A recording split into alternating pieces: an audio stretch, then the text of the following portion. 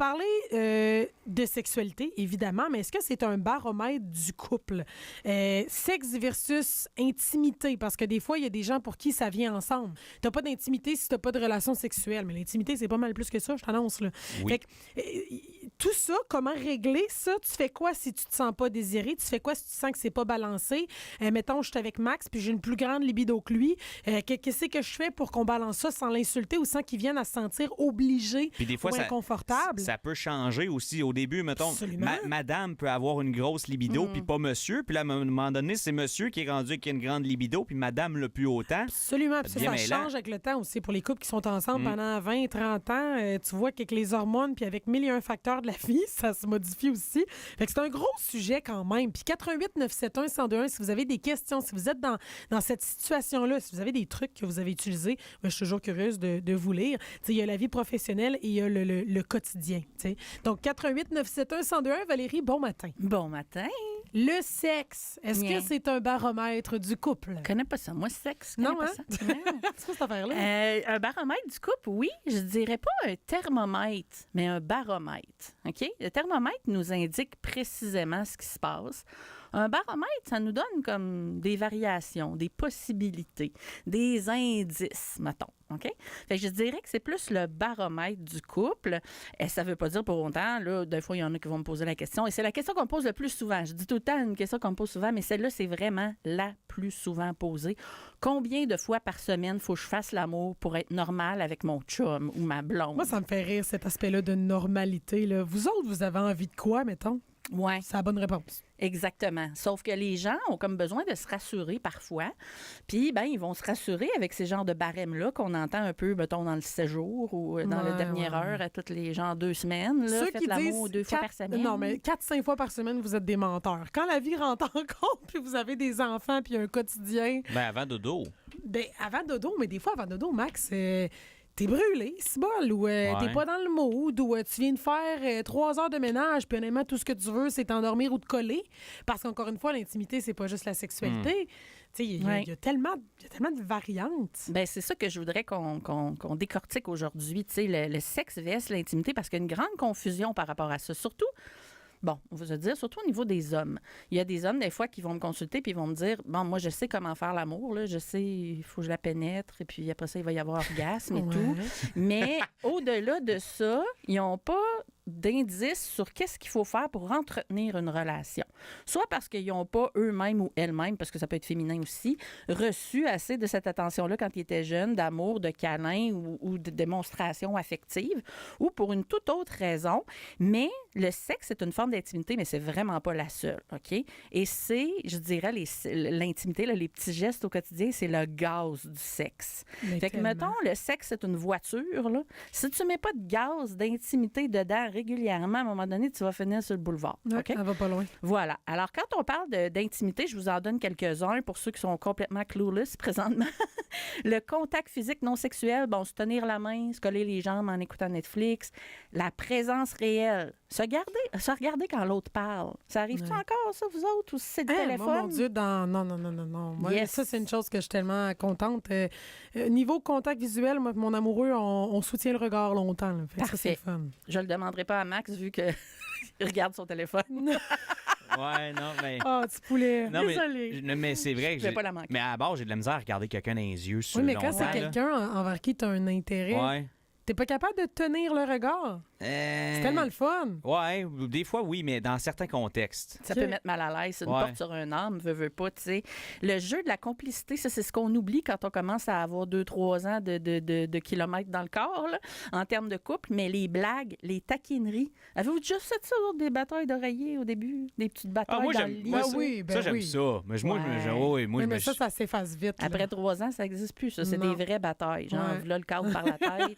L'assiette. Ah, mais c'est plate, ça. Moi, c'est ce que je préfère. Ben, c'est exactement ce que je dis. Il faut que ça continue. Il faut que ce soit des gestes intimes qui soient quasiment mis à votre calendrier. Là, puis là, c'est ça. Jeudi, je chatouille Colline, mettons. Et puis vendredi, je bats Sylvie. Et c'est important. C'est pas sexy dans un calendrier, ça, là. Non, mais honnêtement, là, il faut. Tu gardes la chimie, en fait. T'as pas le choix. Oui, tu gardes la relation jeune. C'est automatique, il faut le faire.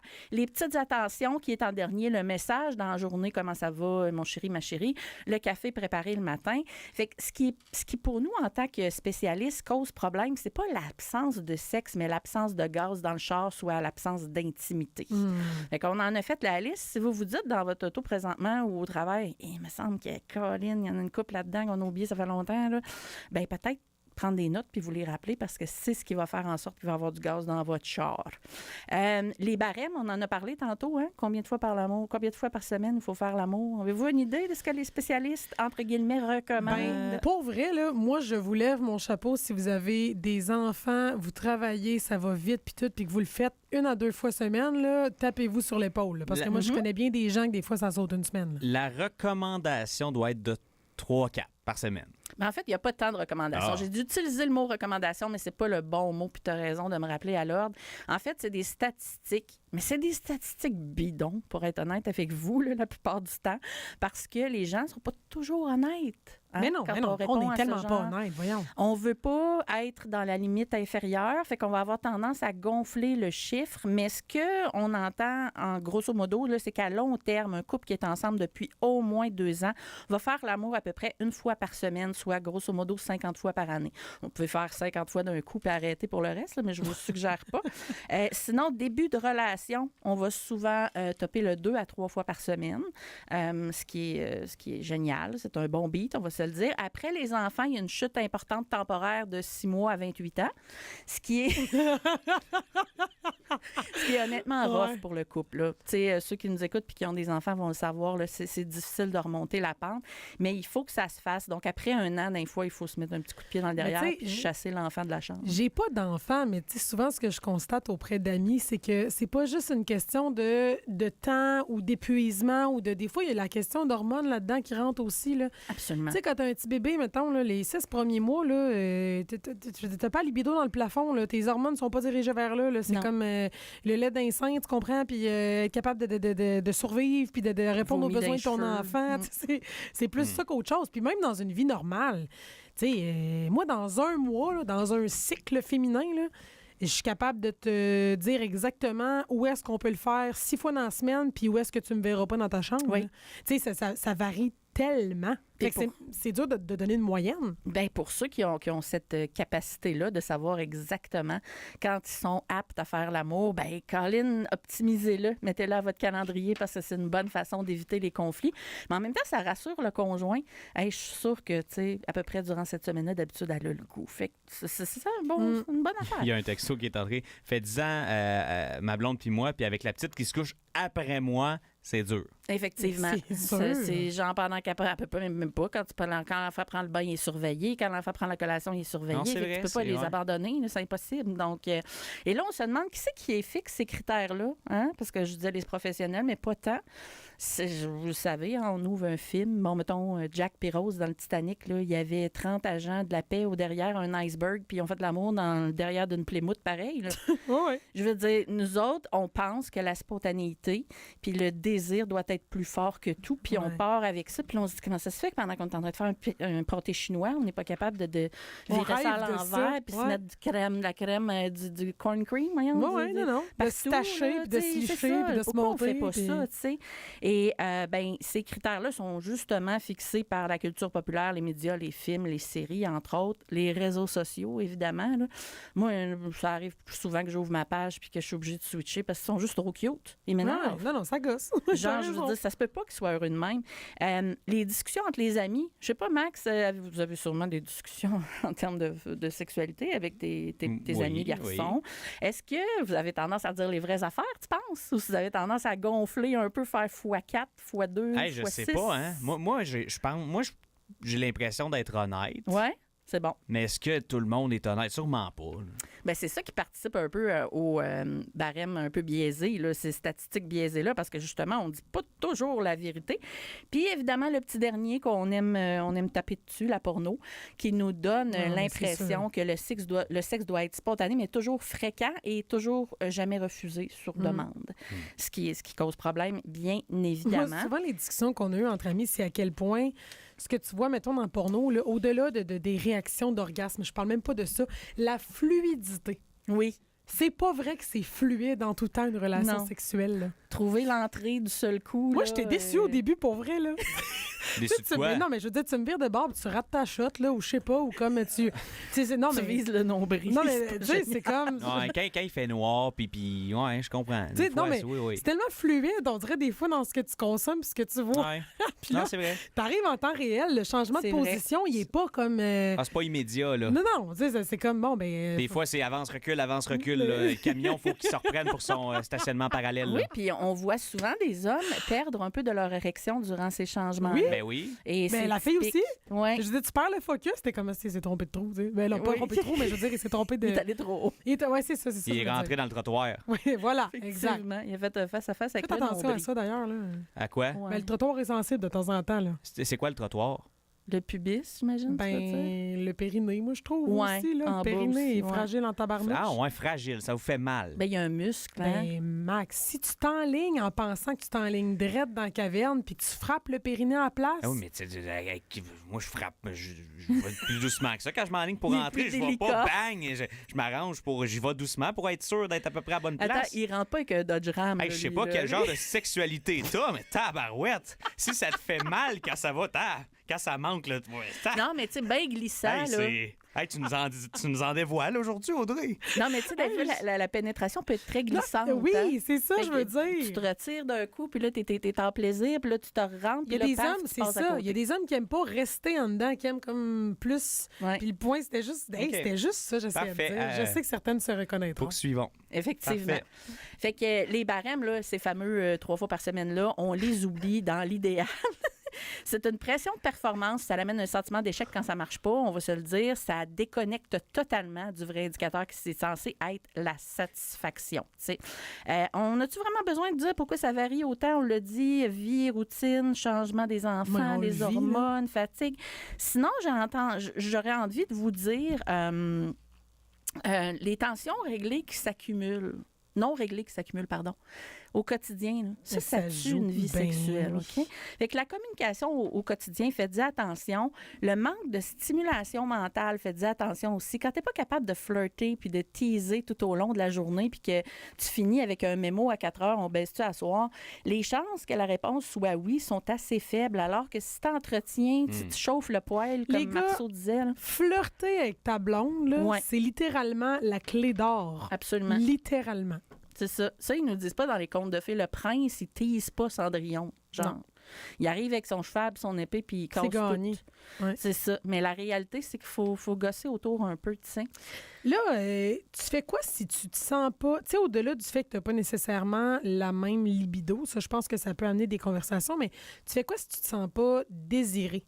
Parce que, puis je sais pas, les gars, 88 971 102, à quel point c'est important pour vous, étant donné que vous êtes un peu plus sur commande. Mais j'ai l'impression que quand on parle de chauffer le poêle, les filles, on a besoin de se sentir voulu, désiré. Tu sais, il y a comme... T'as un besoin de ça, on dirait. Les femmes, on a ce qu'on appelle, puis à un moment donné, j'en ferai une chronique, le cerveau sexuel hypoactif. OK? Ça, c'est quand ça fait un petit bout qu'on est dans une relation, on a besoin de variété. Plus que l'homme. On a besoin que la routine ne fasse pas partie du portrait. Lui, des fois, l'homme, que ce soit répétitif, c'est pas un problème. Pour nous, ce l'est. Oh, un petit applaudissement. Merci, Colin. Je pensais pas faire tant d'effets. Merci, Maxime. Toujours est-il que... Où c'est je m'en allais avec ça, là? Moi, les gars... Ouais, les gars. Répétitif. Les gars, c'est pas grave que ce soit répétitif. Les femmes... Hypoactif, ouais, voilà. Alors, les femmes, on a besoin d'une stimulation qui est plus importante.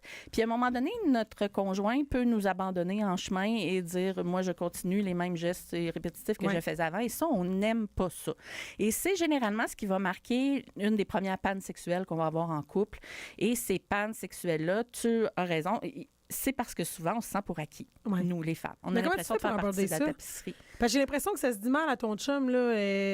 Tu fais jamais ça, tu prends pas soin de moi. Ça peut se prendre super bien. Ben, en tout cas, moi, pour refaire de la thérapie depuis 4 ans, il paraît que le dessus, ça marche pas très bien, là. Non. Viens pas vers moi. C'est comme, c'est très... Ben, j'imagine que ça dépend des gens, mais je pense que... Moi, je vais dire, moi, j'utilise le... Puis c'est drôle. Je sens que... Je sens que je me sens de même, j'ai l'impression, mais... J'ai l'impression, c'est souvent ce qu'on va utiliser en thérapie. J'ai l'impression que, puis on ajoute ce qu'on a besoin. Mais je t'avoue que des fois, moi, je vais juste utiliser le « Hey, je m'ennuie ». Tu me manques, tu sais, je pense à toi, j'ai hâte qu'on, tu sais, on s'est vu un matin, mais comme, hey, j'ai hâte de voir la face, j'ai hâte d'arriver, j'ai hâte de, tu sais, Donc, tu dis, j'ai hâte de te voir au lieu de dire, me semble, je te vois jamais. Ouais, fait que tu transposes quelque chose de négatif en quelque chose de totalement positif. Puis dans une conversation où il n'y a que ça va. Mais quand on n'a que des négatifs, il faut savoir les transformer en positifs pour que ça passe. Fait que ça, c'est probablement un des trucs les plus difficiles. C'est quand ça fait un bout, on est carrément pogné dans la tapisserie. C'est-à-dire qu'on a l'impression de faire partie des meubles. On se renouvelle plus. Fait que les 3 choses à faire, là, si j'ai à terminer en vous disant les 3 gestes intelligents à faire dès maintenant. Si vous voyez que les excuses, c'est j'ai pas envie, point, sans explication ni ouverture, on le fera plus tard, mais plus tard arrive jamais. C'est pas si important que ça. Donc, minimiser les besoins de l'autre. Si ça vous arrive, vous devez commencer à communiquer sans reproche, parler de soi au jeu, on le dit. Ramenez le désir hors de la chambre, s'il vous plaît. Si vous pensez que l'intimité se passe dans la chambre, ça se passe tous les jours au quotidien. Donc, c'est de le ramener dans la cuisine, c'est de le ramener dans le salon, dans la salle. Ouais. En tout cas, vous comprenez où je m'en vais avec ça? Tu bec dans le cou, tu te tapes tes founes. Effectivement. Mais allez pas aux toilettes quand l'autre est en train de se maquiller. C'est pas génial. Bon. Créer des conflits, créer des conditions, planifier sans rigidité. Donc, pas attendre que la personne soit dans le mood forcément. Parce qu'à un moment donné, passé un certain temps, le mood, il n'y en a plus, il faut le créer. Fait qu'il va falloir créer les conditions, allumer des chandelles, tamiser la lumière, partir Barry White, faire ce qu'on a à faire pour que la séduction se fasse parce que ça va pas arriver sur un plateau d'argent passé 3 ans. Alors, armez-vous de patience et surtout, c'est ce que je vous ai énuméré tantôt, ça vous entend, là, j'ai pas envie, point, il n'y a pas de demain. Alors, consultez donc, OK? Oui, ça va vous coûter peut-être un 200$, là. Mais ça va vous donner bien des pistes. Sauver votre couple. Effectivement, puis t'aimes-tu mieux avoir une TV neuve qu'un couple? Tu sais, moi, je me dis ça de même. Les priorités. Ouais, mais Max, tu peux pas embarquer dans cette conversation. Combien de pouces la TV? Ça dépend de l'amour que tu as pour ton thérapeute, I guess. Merci beaucoup, Mademoiselle V, conseillère en sexologie. Pour te suivre? www.mademoiselleve.com. L'abréviation, là, MLLEV. Exact. Ouais. Merci beaucoup. On se reparle pas mal tous les vendredis. Hein? Yes. Audrey, on t'écoute dès 14h dans le retour. Yes, sir. Et on propose par texto de surnommer ton copain le Bélier. Oh, franchement. Avec tes révélations des dernières années. Et là, il y a de la belle famille qui écoute, là. C'est correct. Ben, attends, wow. C'est toi qui t'es dévoilé. Pas en tout. Moi, j'ai parlé de situations communes qui arrivent. Je pense qu'il va être content. Le Bélier, c'est pas comme... OK. Au retour dans l'actualité, on est en plein. Puis ce que j'ai parti sans faire exprès, là, les applaudissements qui sont survenus, c'est que du côté de l'Assemblée nationale, on est en période d'adieu à François Legault. On lui rend hommage parce que c'est sa dernière présence aujourd'hui comme premier ministre à l'Assemblée nationale. Tantôt, je voyais